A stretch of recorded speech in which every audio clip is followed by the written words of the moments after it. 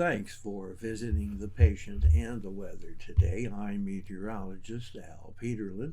I'd like to talk about the weather stresses for March 28, 2026. We do keep additional graphics available at tpatw.com. We maintain a patient weather storefront on Amazon.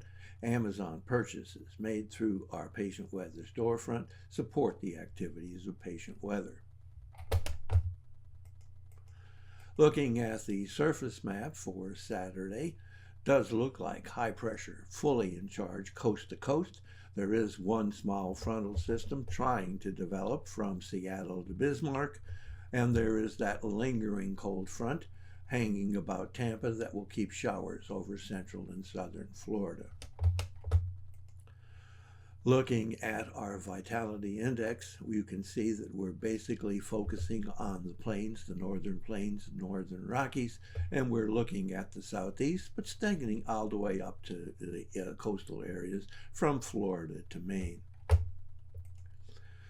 Looking at pressure change, falling pressure, the dominant force across the northern Rockies, up and down the plains, up to the upper Mississippi Valley, but very strong from Kansas, Nebraska, the Dakotas, and on into Iowa, Minnesota. Note that we have rising pressure from southern and eastern Texas, all the way across Louisiana through the Gulf coastal states, Louisiana, Mississippi, Alabama, even Georgia, down to the northern half of Florida, and then up the Appalachians through the eastern Kentucky and Tennessee, up to eastern Ohio, picking up Pennsylvania, West Virginia, all of the coastal states up through New York, across Massachusetts, and really across all of New England.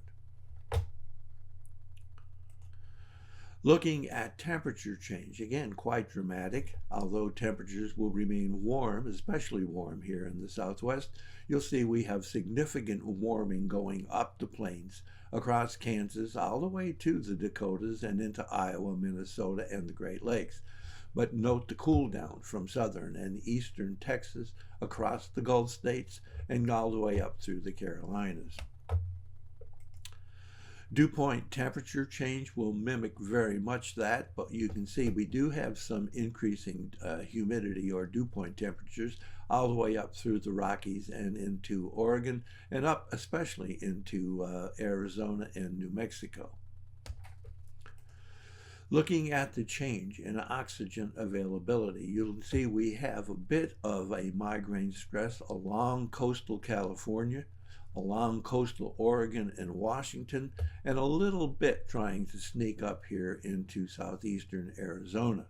But the focus of strongest migraine risk runs from southern Texas all the way across and through Louisiana, Mississippi, Alabama, very strong in Georgia and down into northern Florida, up across eastern Kentucky, Tennessee, and all the way through the coastal states up through Pennsylvania, New York, and picking up most of New England, leaving just a little bit of northern Vermont and New Hampshire without a significant migraine risk. However, the risk of asthma and arthritis stretches all the way from the Texas Panhandle, clear on up into the Dakotas and picking up the easternmost portions of Wyoming, Colorado, and then strongly across Iowa, Minnesota, and to Wisconsin. Thanks for visiting the patient and the weather. Your comments are appreciated, and if you hurt, let us know where you're located.